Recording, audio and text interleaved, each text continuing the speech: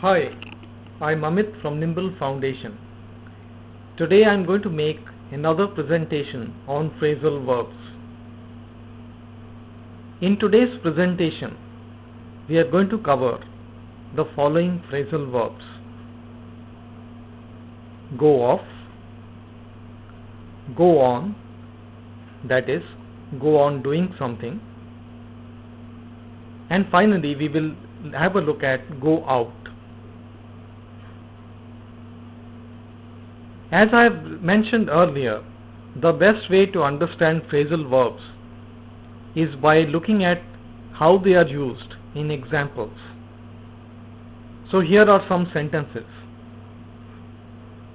It was a case of suicide, but the family maintained that the gun went off accidentally.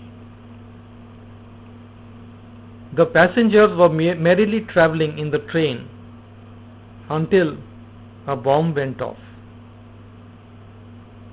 The fire alarm went off, forcing everyone to go out of the building.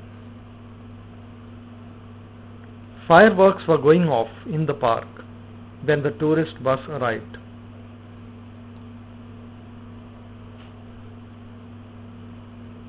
Now let us look at the phrasal verb go on. Examples using this phrasal verb are: no one could understand what was going on in the country. He felt something was going on behind his back, but he could not find out. RTI gives the power to public to know what goes on behind the closed doors of bureaucracy. He never told his family what was going on at work and why he left his job.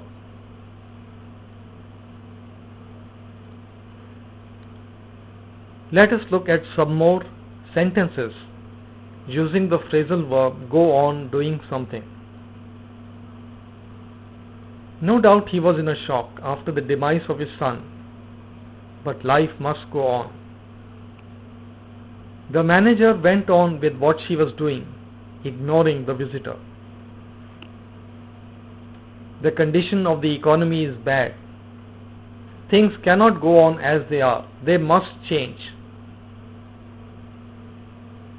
He went on reading. He didn't look up. It gave an impression that he was scared.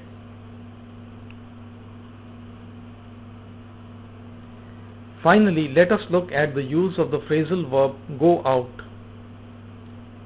Examples in the form of sentences are: we are going out for ice cream. We will be back soon. Whenever they go out, both are very nicely dressed. I don't go out every Saturday evening. I like to spend quality time at home. I'm afraid he has gone out for the evening and will not be back soon. Call him in the morning. I'll be with you again to discuss another subject of the English language. Until then, thanks for watching.